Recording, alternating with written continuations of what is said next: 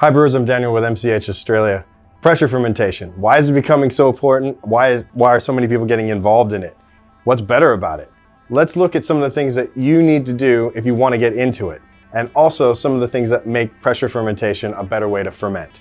A lot of people are dropping their gravity fermenters or keeping them and also making beers in those while they're also pressure fermenting, and pressure fermenting is going to let you do a little bit more with your fermenter than before. So let's look at some of the gear that's required to be able to do that.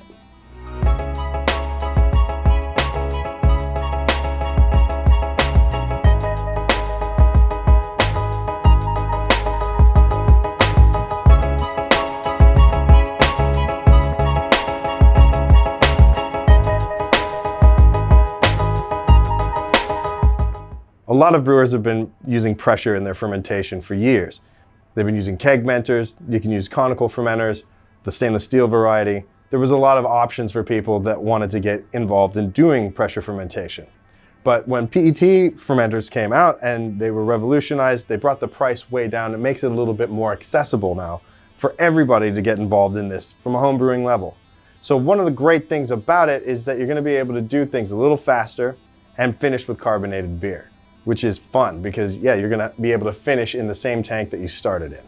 So let's look at some of the gear that's needed to be able to do that. And one of the first things you're gonna notice is that most pressure fermenters that we're gonna use at a homebrew level are fitted with the Cornelius type ball lock posts for both gas and liquid.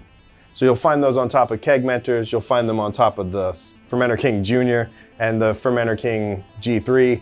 They're on all sorts of different things. So one of the things you're going to need then, instead of an airlock, is a spunding valve. So we'll have a quick look at what the old spunding valve design was that we used to offer, that was cobbled together, and it's still available and it's still quite affordable, and it utilizes a poppet on the end of it. So a spring is holding down a poppet valve. It's allowing you to release the gas that you don't want to hold inside the pressure fermenter. Our new spunding valve came out around about this time last year. And it works really well. And there's some improvements with it, especially since it's much more clean in its design with one piece. It still utilizes a poppet, which is really great because now we have increments on that poppet in both PSI and in bar so that you can set to what you want to hold in the fermenter and it will release everything else that you don't want. So old fermentation style, we used to use airlocks and still do. If you're using gravity ferment, airlocks and blow-off containments are pretty common in home brewing. But when you get into pressure fermenting, this is going to become your airlock, or this is going to become your airlock.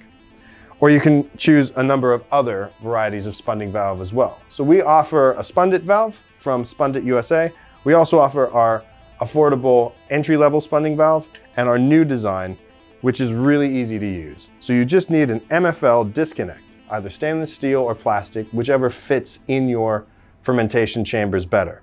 The plastic ones will stick the spunding valve up at an angle, and the stainless steel ones bring it down at a 90-degree angle like this. So it's quite easy to use. You're going to put the disconnect onto the spunding valve, try to orient it so that you can actually see the gauge and it's facing you, or however you want to have it in your chamber so you can look in on the pressure that it's holding. You're going to put it onto the ball lock valve like that, and now you're going to set it. So if I want to, I can dial it right down and hold all the pressure that that fermentation's making. In this case, we're not fermenting anything, it's just water. But if it was fermenting and it's building up in pressure, because of the gas, when it's closed off, we can easily open the valve on the end and relieve the pressure until this is reading exactly where we want it. So if I want to do an ale at 10 PSI or a lager at 15 PSI, I simply set that on the valve here and it will read on the gauge here. One of the nice things about this design is that if you don't have pressure in the fermenter yet, because you've just pitched the yeast, it will build up in pressure and release all the pressure that you don't need while keeping what you've set to.